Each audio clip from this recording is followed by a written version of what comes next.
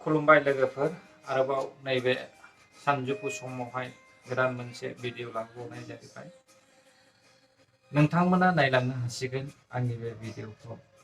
बेनो जाहैबाय बर' सिनेमानि आर्टिस्ट बयजोंबो मिथिजानाय बाजै फुजि बसुमतारी बिनि सुंद' भिडिअखौ नोंथांमोना दायो नायलांनो हासिगोन। नायलांदो अब्ला आङो देखायनानै होनाय जासिगोन।